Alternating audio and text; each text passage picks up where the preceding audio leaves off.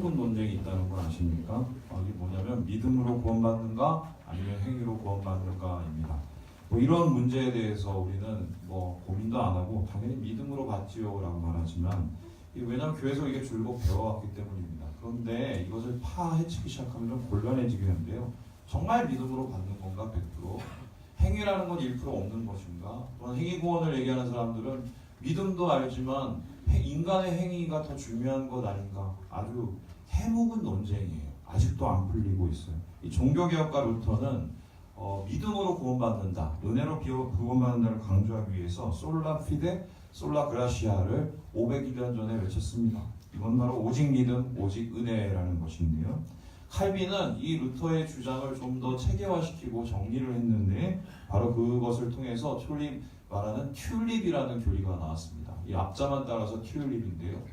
T는 이제 토탈 이제 디플러스티라고 그래서 전적 타락을 뜻합니다. 그래서 우리가 인간이 다 전적으로 타락했다는 거예요. 전적으로. 그러니까 우리 죄인밖에 없고 의인은 한 명도 없다. 그리고 유는 무조건적인 선택을 가리키는데 그래서 인간이 구원을 받기 위해서 하나님을 붙잡을 수 있는 능력이 없기 때문에 우리가 붙잡는 게 아니라 하나님 우리를 건져주셔야 무조건적으로 선택해 주셔야 구원이 가능하다는 겁니다.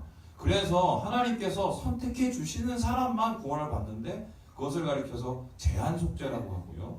뿐만 아니라 이런 제한 속죄를 해서 구원받기로 한 사람은 이 은혜를 무조건 받아야 돼서 거부할 수가 없다. 그래서 이거를 불가항력적 은혜라고 합니다. 그리고 하나님께서 이렇게 은혜를 주셔서 구원을 받게 하신 분들은 끝까지 끌고 나가셔서 저 천국까지 이끌어 주시는데 마치 레카차가 차 끌고 가는 것처럼 그걸 견인한다 해서 성도의 견인. 그래서 이게 이 5가지의 교리, 5대 신조라고 하는데 튤립 교리라고 합니다. 근데 사실 이 튤립 이 신조는 칼빈이 만든 게 아닙니다. 이 칼빈의 후예들에 의해서 작성된 것인데요. 보는 바와 같이 이 도르트 회의라는 곳에서 이 5대 신조가 채택이 되었습니다. 1618년에 네덜란드 도르트에 이 사람들이 모였는데 그 11월부터 7개월간 154번의 회의가 나타났습니다. 잉글랜드, 네덜란드, 스코틀랜드, 독일의 칼빈주의자들, 이 교회 대표들이 모여서 어떻게 하면은 이 칼빈주의 우리가 믿는 신앙을 정리할 것인가 생각을 했는데 이렇게 해서 정리한 게 튤립 교리입니다. 이 서유럽의 개신교 대표들이 갑자기 네덜란드에 왜 모였을까? 학문적 교류를 하기 위해서 예전이나 오늘날이나 책 읽는 거 별로 안 좋아합니다. 또 뿐만 아니라 침묵과 단합을 도모하기 위해서 여러분 그것도 한계가 있지요. 왜냐하면 이때 교회가 심각한 도전을 받고 있었기 때문인데요. 그 도전이 뭐냐면 알미니안주의자들의 도전이요. 심각한 얘기, 좀 이상한 얘기 많이 하죠. 알미니안주의란 뭐냐면 구원에 있어서 어떻게 구원받느냐 할 때 인간의 행위가 중요하다고 말하는 사람들인데요. 자유의지, 우리가 믿어야 되고 또 거부할 수도 있다. 그러니까 행위가 중요하다고 강조하는 사람들입니다. 그래서 이에 반하는 믿음과 은혜를 강조하는 칼빈주의 신학자들하고는 반대 쪽에 있지요. 참고로 우리 교회는 어느 쪽이겠어요? 칼빈주의 쪽. 왜냐하면 대한예수교 장로는 칼빈 신학을 고수하고 있기 때문입니다. 근데 알미니안 신학 잘못된 것인가? 물론 잘못된 점이 있습니다. 그런데 다 잘못된가? 그렇게는 말 못합니다. 그러면 칼빈주의 절대 진리인가? 사람이 만든 게 어떻게 절대 진리이겠어요? 이 둘 간의 상호보완과 이 소위 말해서 차이점과 공통점을 분석하는 게 필요한데요. 이 알미니안주의와 칼빈주의를 설명을 하고 이거를 차이점 설명하려면 거의 한 학기 이상이 걸려서 오늘 그걸 설명하고 강의를 잘한다고 해도 여러분들이 얼마나 이해를 잘하시고 또한 여러분들의 삶에 얼마나 도움이 될지 잘 모르겠습니다. 그런데 그렇다고 해서 신경 쓰지 마세요. 그냥 제가 한 말만 잘 듣고 잘 따라오시면 구원 받습니다. 이렇게 말하기에는 좀 우리가 심각한 상황에 놓였다는 거 아십니까? 왜 그런가? 요즘에 제가 교인들한테 자주 듣는 질문이 있어요. 진짜 이번 주만 해도 한 3-4번을 들었는데요. 목사님 왜 교회가 이 모양이에요? 서울 명일동에 있는 M교회에 대한 질문입니다.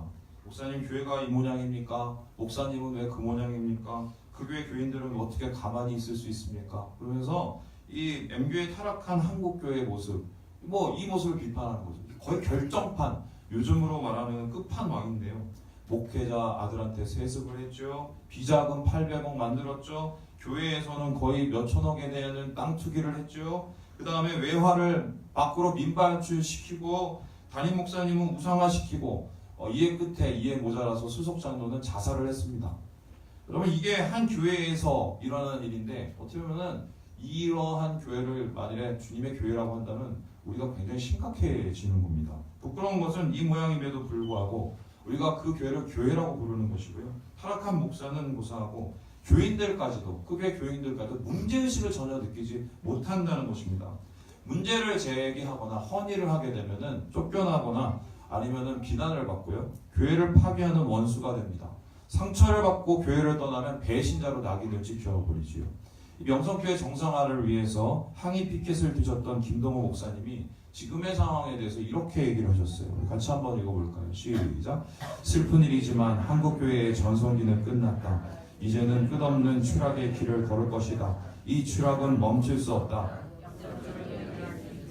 추락해야만 교회는 다시 살아날 수 있다. 가끔 아주 자주 많이 사람들이 주인 노릇을 하고 하나님 노릇을 하기는 하지만 그렇다고 교회의 주인은 사람이 되는 건 아니다. 교회의 주인은 하나님이시기 때문에 하나님이 교회를 지키신다. 김동호 목사님 저 존경하는 목사님이고요. 막으시다가 안 돼서 결론적으로 미국 가셨는데 미국에서 지금 상황에 대해서 이렇게 칼럼을 올리셨습니다. 문제는 이 M교회가 대한예수교 장로회라는 것입니다. 목사님 거기는 통합이잖아요. 그럼 합동이라고 다른가요? 통합이나 합동이나 둘 다 칼빈주의를 따르고 튤립주의를 고수합니다. 다시 말해 개혁주의 신앙을 고백하는 교회, 개신교죠. 개신교. 개혁주의 신앙이라는 것은 로마교회의 타락에 반대해서 생겨난 교회입니다. 하나님의 절대적 주권을 믿고 성경의 절대적 권위를 믿고 성경이 오가는 경건의 삶을 살기로 작정한 사람들이 개신교 교인들입니다. 그래서 개신교 교회에서는 절대 권력이란 없습니다. 다시 말해서 왕 같은 목사, 귀족 같은 장로 있어요 없어요? 그거 없으면 없어야 그 개신교회고 있으면 개신교회 아닙니다. 또 뿐만 아니라 신앙과 삶이 따로 분리될 수 없다고 개신교 교리에서 얘기합니다. 다시 말해서 교인은 교인다워야 합니다. 신앙은 잘하고 그래서 뭐 헌금도 잘 내고 뭐 교회도 잘 나고 하는데 삶이 엉망인 거 이거는 칼빈이 말하는 삶이 아닌 것이죠. 또 뿐만 아니라 전혀 이 개혁주의에서는 교회 같지 않은 이 교회가 최고의 인파가 모이는 장로교회가 됐어요. 그 M교회가 최고의 장로교회입니다. 뿐만 아니라 강남의 한복판에는 몇천억을 들여서 교회 예배당을 세우고 그것을 하나님 사랑의 건축이라고 말하는 교회도 있습니다. 한참 잘못해도 잘못된 교회들. 여러분 교회가 얘기하는 걸 그냥 믿고 따라서는 안 되는 현실이 되어버린 거예요. 자, 물론 이에 대해서 이렇게 얘기하시는 분이 있습니다. 아유 사람이 다 그렇지요. 완전한 사람이 있어요? 완벽한 신앙이 있어요? 뭐 이렇게 질문하시는 분도 있는데 맞지요? 완전한 신앙 없고 완벽한 신앙도 없습니다. 저도요 되게 부족한 사람이고 저를 24시간 따라다니면 얼마나 모자란 인간인지 알게 되실 것입니다. 그런데 그래서 은혜가 필요하고 그래서 하나님이 우리를 도와주셔야 구원 받는다는 논리 맞는데요. 이건 부족합니다. 왜냐하면 너무 당연시 되면은 당연하다 못해 뻔뻔해지기 때문입니다. 여러분 이 M교회의 이 원로 목사인 K 목사가 지금의 상황에 대해서 이렇게 변론을 했어요. 한번 제가 읽어드릴게요. 화내지 마세요. 십자가 물려주는 것 아주 고난을 물려주는 거지 교회를 그렇게 생각한다는 건 자기들이 타락한 거야. 그러니까 한마디로 지금 세습을 이렇게 정당하는 거예요. 마귀는 할 수 있는 방법은 다 동원한다. 아들만 죽이느냐? 아니에요. 우리 식구 다 죽이고 장로님 우리 교회 전체를 다 없애려고 하는 거예요. 그러니까 교회의 자정적인 노력, 교회가 깨끗해져야 된다. 세습 반대하고 비자금 반대하는 사람들, 거의 교회의 건강함을 위해서 얘기하는 사람들을 뭐라고 얘기해요? 마귀라고 얘기합니다. 마귀라고 얘기해요. 여러분 나는 옳고 나를 반대하는 너희는 모두 틀리다. 이런 논리인데요. 이 후한부치의 말씀이죠. 양심의 화해를 맞은 것 같은데요. 이에 대해서 우리는 저분이 왜 그러시냐고 비판하며 말면 끝입니다. 하지만 주위를 둘러보세요. 그런 교회가 어디 거의 하나예요? 주변에요. 이와 비슷한 길을 가는 교회들이 많이 있습니다. 우리 교회도 정신 못 차리면 어떻게 돼요? 똑같이 됩니다. 똑같이 됩니다. 박성민 완곡되고 누구누구 장로 완곡됩니다. 이거는 열린 길이에요. 너무나 큰 길이죠. 유혹이 큰 길. 또 뿐만 아니죠. 이 문제의식을 갖지 않은 교회 지도자들 많이 있습니다. 그런데 더 문제가 뭐냐? 우리의 내면입니다. 여러분 고린도 후서에서 이 3장 16절에 바울이 뭐라고 얘기하냐면 이렇게 얘기합니다. 너희가 하나님의 성전인 것과 하나님의 성령이 너희 안에 계시는 것을 알지 못하느냐. 우리가 뭐라고요? 하나님의 성전이에요. 그러면 이 성전의 주인은 누굽니까? 하나님이시고 예수님이십니다. 그런데 마치 M교회 K 목사님이 그 교회를 자기 소유하고 그 왕자에 앉은 것처럼 하나님의 성전인 내 자아와 내 내부에서 내가 왕이 되고 내가 주인이 되고 살아가는 것, 이거 다를 바 없이 똑같은 거 아니겠어요? 심지어 죄를 짓고도 하나님 앞에 불충성한 모습을 보이면서도 이 정도면 되겠지, 쟤보단 낫잖아 라고 스스로를 자해하고 관대하는 행동, 이거는 개신교 교인이 아닙니다. 나 자신에게는 관용을 베풀면서 주위 형제자매들에게는 비판의 잣대를 들이대는 모습, 이게 과연 주님이 원하시는 그리스도인인가요? 예수님의 이와 같은 사람들을 향해서 다음과 같이 말씀하셨습니다. 같이 요한복음 8장 말씀을 읽어보겠습니다. 시작. 그들이 묻기를 맞이 아니하는지라.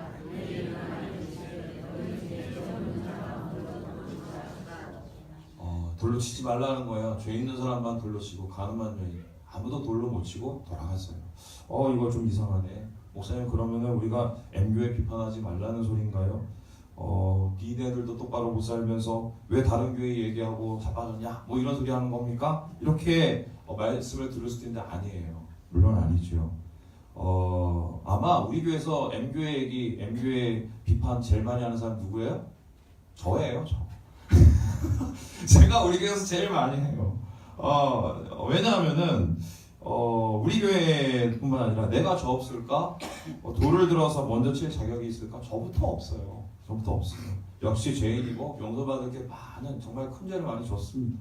근데 제가 오늘 그럼에도 불구하고 이 말씀을 여러분과 나눈 이유가 뭐냐면 이것 때문인데요. 지금 한국교회가 닥친 상황, 우리 교회가 겪어야 될 미래에 대해서 이제 좀 더 진지하게 고민을 해야 될 때라는 것입니다. 좀 더 근본적으로 나 자신으로부터 우리 교회까지 생각을 하지 않으면, 잘못하면 우리도 똑같이 될 수 있다는 거예요. 여러분, 김세현 박사님이 한 5년 전인가요? 한국에 와서 이 개혁 실천연대인가요? 거기서 이 사경회를 했는데 한 200여 분 모여서 이 사경회를 듣고 이 사경회가 굉장히 큰 반향을 일으켰습니다. 모이기는 200명 모였는데 거의 이 폭탄의 발언을 하셨어요. 우리 같이 한번 보죠. 제가 한번 읽어보겠습니다. 마틴 루터는 로마 가톨릭 교회의 면죄부 판매를 바울론의 칭의론을 근거로 비판했다. 우리 면죄부 아시죠? 이거 사면 돈 내면은 땡그랑 돈 떨어지면 어떻게 돼요? 내가 구원받는다. 우리 조상도 구원받는다. 이거예요. 그거를 이 루터가 반대를 했죠. 바울의 칭의론으로. 이것이 종교개혁의 시작이었다. 바울의 이신칭의, 즉 믿음으로 의롭게 되는 것의 교리는 종교개혁 후 개신교회를 지탱하는 중요한 교리였다. 여기서부터 이제 중요해요. 하지만 아이러니하게도, 이상하게도 종교개혁의 근거가 되었던 바울의 칭의론은 한국교회가 부패하는 원인이 되었다. 한국교회가 칭의론을 왜곡했기 때문이다. 교인들에게 믿으면 무조건 믿는다, 구원받는다고 강조했고, 이는 행위 없는 믿음을 갖게 했다. 다시 말해 기독교인들이 사기를 치고 탈세를 해도 예수를 믿기만 하면 구원을 받을 수 있다고 생각하게 만들었다. 이런 기독교인들에게 개독인이 먹사라는 소리 들어도 싸다. 충격적이죠? 우리가 이때까지 어떻게 믿었습니까? 예수 믿으면 어떻게 돼요? 구원받는다. 사형리를 펴놓고 자 이걸 믿으십니까? 믿으시면 아멘. 그럼 어떻게 그날 이후로 바로 구원받고, 한번 구원받으면 어떻게 돼요? 구원열차 올라타는 거예요. 구원열차 올라타고 차표 필요 없어요. 주님 차장 대신이 구원만 내면 돼요. 뭐 이런 썰렁한 놈도 있어요. 그래서 가는 거예요. 천국 가는 거예요. 가만히 있으면. 우리 그렇게 알고 있었어요. 그렇게 배웠어요. 이게 틀렸다고는 할 수 없어요. 근데 뭐예요? 그렇게 한 나머지 그럼 그 구원 이후의 삶은 도대체 어떻게 되냐는 거예요. 구원열차를 탔는데 그 열차 타고 거기서 우리가 뭐하고 앉았는 거예요. 땅콩이나 까먹고 남이나 욕하고 그리고 지저분하게 사기나 치고 이게 과연 구원받은 사람이냐고 할 수 있냐. 지금 한국의 구원론이 뭔가 반쪽짜리밖에 안 되냐. 이런 것을 김세현 박사가 지금 질문을 하고 있는 것입니다. 김세현 박사는 총신대 교수였고요. 한국에서 12년을 넘게 사역을 했고 미국에 돌아갔습니다. 왜냐하면 사람들의 호응을 받지 못했기 때문인데요. 그의 주장이 당시로서는 굉장히 파격적이었기 때문입니다. 하지만 그가 한국에서 줄곧 사역했을 때 주장을 했는데 은혜와 믿음만 강조하는 신앙은 타락할 수밖에 없다. 왜냐하면 행위와 경건에 대한 책임이 희석되기 때문이다라고 했는데 그 그리고 한국교회는 이렇게 되면 퇴락할 것이라고 계속 예언을 했어요. 결국 그렇게 됐어요, 안 됐어요? 됐어요. 그렇게 돼가고 있어요. 어떻게 보면은 이 교회의 타락과 추락을 방조하는 꼴이 이 교리가 된 것입니다. 어찌 생각하면 믿기만 하는 구원, 한 번 구원은 영원한 구원이라고 외치는 극단적인 은혜 구원론, 현대판 면죄부일지 모르겠어요. 나 올라탔어. 나 예배 드려. 나 돈 내. 나 전도했어. 나는 이미 구원 받았어. 이렇게 생각하는 우리의 마음, 어쩌면 신앙이 아니라 종교적 행위를 강조하는 일종의 종교론자가 되는 것이지요. 그런데 뿐만 아니라 이런 것에서 나서 내가 오늘 여기서 전도 많이 하면, 내가 100명 정도 하면은 하늘에 올라가면은 하나님이 몇 평짜리 아파트를 줘요? 100평짜리 아파트를 주고, 내가 전도를 못해서 한두 명도 못하면 하나님이 올라가면 18평짜리 임대 아파트를 주고, 이렇게 얘기하시는 목사님이 있었어요, 없었어요? 있었어요. 이거는 전혀 하나님의 은혜와 하나님의 구원과 우리의 경건에 대한 것을 설명하지 못하는 이단이에요, 이단. 그런데 이제 우리가 생각해봅니다. 하나님 정말 이 구원론에 대해서 맞다고 얘기하실까?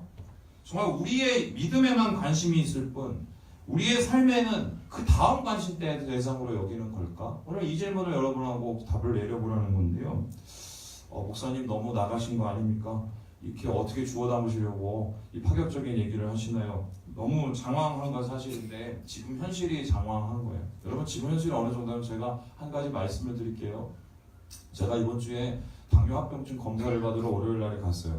6가지 검사를 받았는데 하나님께서 함께 해주셔서 많이 상태가 호전되었다고 나왔습니다. 근데 제가 왜 이렇게 좋아졌는지 잘 몰라요. 왜냐면 좋다는 건 다 먹었어요. 뭐 노니, 뭐 여주, 뭐 양파즙 다 먹었어요. 그래서 뭐 때문에 났는지를 모르는데 제가 아는 한 가지 확실한 약이 있어요. 우리 성도들이 기도해 주시고 사랑해 주셔서 제가 난 게 확실해요. 네, 확실한데 중요한 거는 이제 그렇게 막 테스트를 하는데 그 간호사님이 되게 적극적이셨어요. 막 얘기를 하면서 보통은 검사하면 그냥 가만히 옆에 있고 그냥 이렇게 갖다 대고 이러는데 막 말을 시키는 거예요.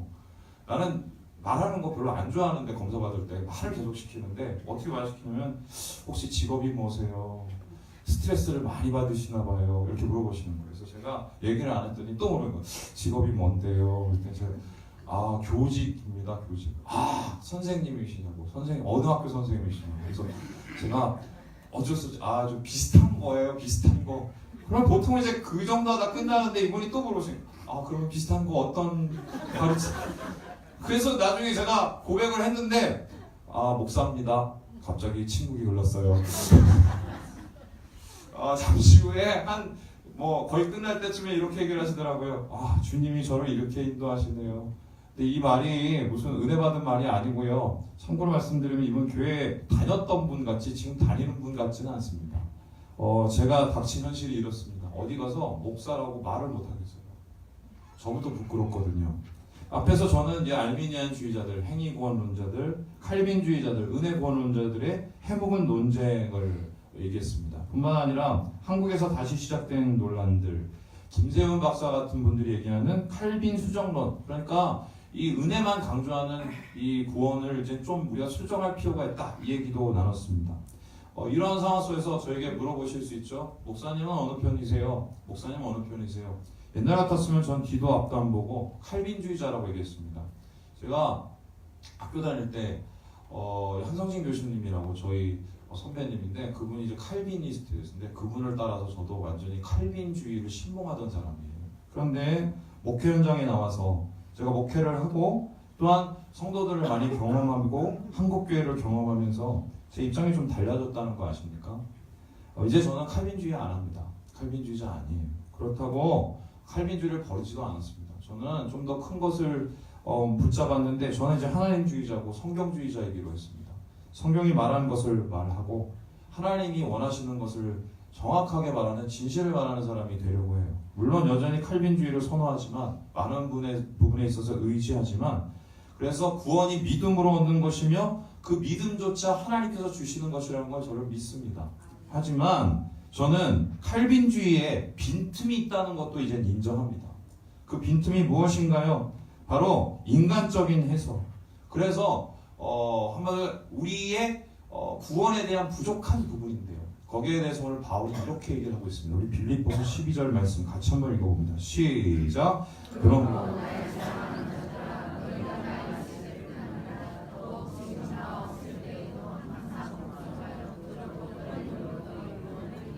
이상합니다. 분명히 구원 열차 올라탔다고 했는데, 올라타면 끝이라고 했는데, 오늘 바울이 뭐라고 합니까? 올라탔어? 계속 타고 있어? 라고 얘기합니까? 아니면은 달려! 끝까지 달려가! 이루도록 노력해! 이렇게 얘기하고 있습니까? 전자예요? 후자예요? 후자죠. 그럼 뭐죠? 그런데 더 재밌는 건 바울은 로마서에서 줄곧 믿음으로 은혜로만 강조를 했는데 빌립보서에서는 오히려 그 반대되는 이야기를 하고 있다는 것입니다. 바울의 말은 이런 건데요. 구원이 이미 우리 가운데 이루어진 건 사실이지만 아직 완성되지 않았다고 설명을 합니다. 그래서 바로 우리의 삶터가 구원을 이루는 곳이 되어야 된다는 것인데요. 그래서 바울이 말하는 구원이란 무엇인가? 바로 복종으로 이루는 구원이라고 말을 하고 있습니다. 그러면 이 복종이라는 것은 무엇인가? 바로 이 말씀을 전하기 위해서 2장 앞절에 이 복종에 대해서 설명을 하고 있는데요. 우리 8절 말씀을 같이 한번 읽어보도록 합니다. 시작! 사람의 모양으로 나타나사 자기를 낮추시고 죽기까지 복종하셨으니 곧 십자가에 죽으시다. 복종이 뭐예요? 십자가예요. 십자가. 그러니까 이 복종이라는 말 이 자체 단어가 뭐냐면 휘파코라는 단어인데 이거는 직역을 하면 하나님 말씀 듣다 순종하다라는 것입니다. 그러면 순종하고 듣다 그 순종의 모델을 예수님을 통해서 제시해 주셨는데 그 예수님의 순종의 모델이 뭐예요? 십자가에서 죽으신 거라는 거예요. 여러분 질문해 봅니다. 예수님께서 십자가에서 죽기를 좋아하셨어요? 싫어하셨어요? 맞아요? 싫어한 것 같아요. 좋아한 것 같기도 하고. 왜냐하면 분명히 예수님이 돌아가시기 직전 날 하나님 앞에 기도를 했습니다. 주님 이 잔을 내게서 어떻게 해요? 옮겨달라고. 거기서 끝났나요? 하나님 원하시면 이 잔 내가 마시겠다고 얘기했습니다. 하기 싫었는데 순종하신 거예요. 그걸 뭐 어떤 사람이 그냥 보여주려고 한 거라고 얘기하는데 우리는 그 말씀만 보면 주님이 분명히 부담됐던 건 사실이에요. 그런데 예수님께서는 바로 기꺼이 죽겠다고 아버지의 뜻이라면 기꺼이 죽겠다고 내려놓으셨어요. 내려놓으셨죠. 예수의 순종, 십자가 순종은 바로 똑같은 것인데 오늘 우리가 인간적인 생각, 욕심, 우리의 의, 우리의 자랑, 우리의 인생에서 우리가 올라왔던 공적들 여기에 대해서 다 내려놓고 십자가 오르시기 원하신다는 겁니다. 바로 믿음으로 하나님께 순종함으로 구원을 이루라는 것입니다. 우리가 오늘 구원을 이루어야 될 방법은 믿음의 순종인데요. 삶이 없는 믿음, 가짜고요. 믿음은 반드시 열매가 나타나야 되고요. 그 열매는 성령의 열매입니다. 성령의 열매가 없는 그리스도인이 그리스도인 맞나요? 우리의 삶을 돌아보고 우리의 교회를 돌아보았을 때 성령의 열매가 없다면 우리 심각하게 고민해 봐야 돼요. 내가 구원받은 사람인지. 그래서 바울은 여기에 대해서 이렇게 말을 있습니다. 우리 함께 13절의 말씀을 같이 한번 보겠습니다. 시작! 너희 안에서 행하시는 이는 하나님이시니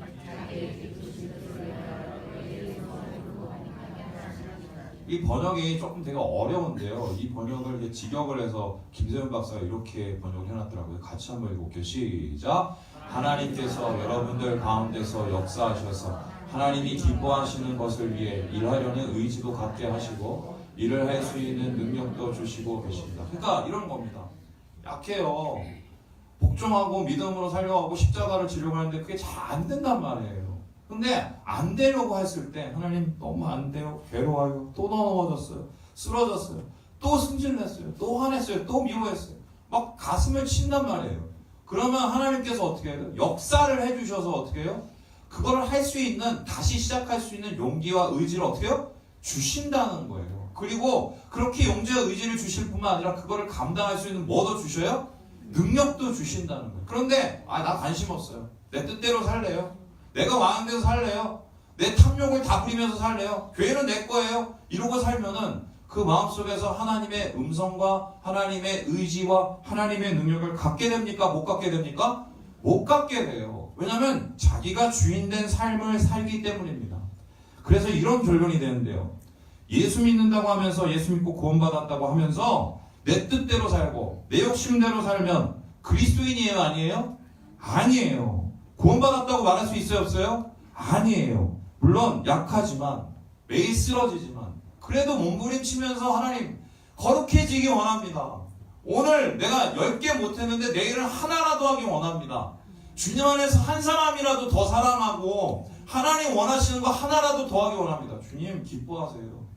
9개 못하는 거 보는 게 아니라 1개 내가 하고 있는 그거를 바라보시면서 힘과 능력을 주세요. 왜요? 내일 되면 2개 하고 모레 되면 3개 하고 한 달 되면 10개 할 수 있도록 하나님 우리에게 그렇게 붙잡아 주신다는 거예요. 그래서요 오늘 예레미야는 이에 대해서 다음과 같이 얘기하고 있는데요. 우리 31장의 말씀을 같이 한번 읽어봅니다. 시작. 그러나 그날 후에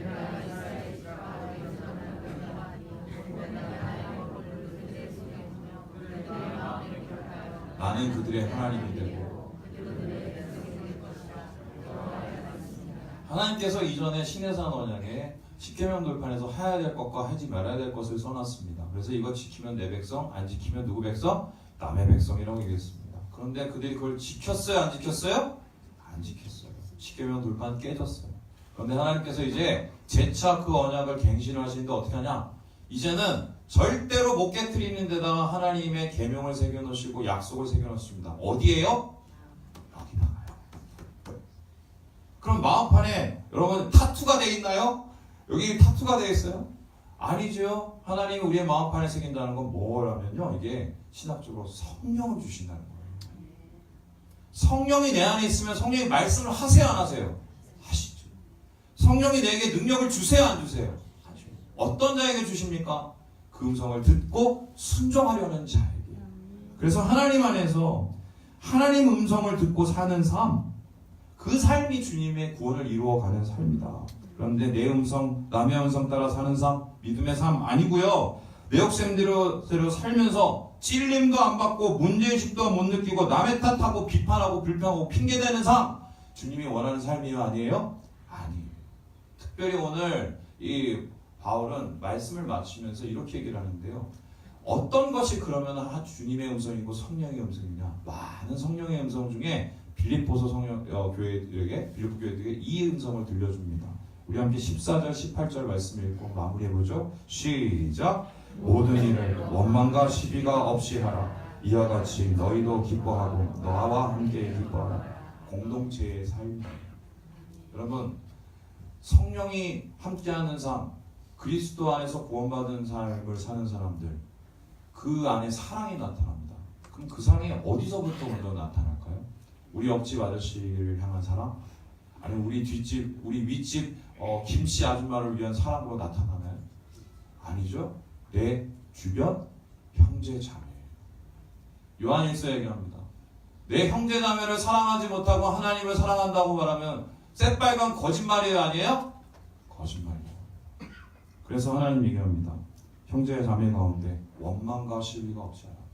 원망이란 말을 다른 말로 표현하면 불평. 시비가 뭐야? 네가 맞냐 내가 틀리냐.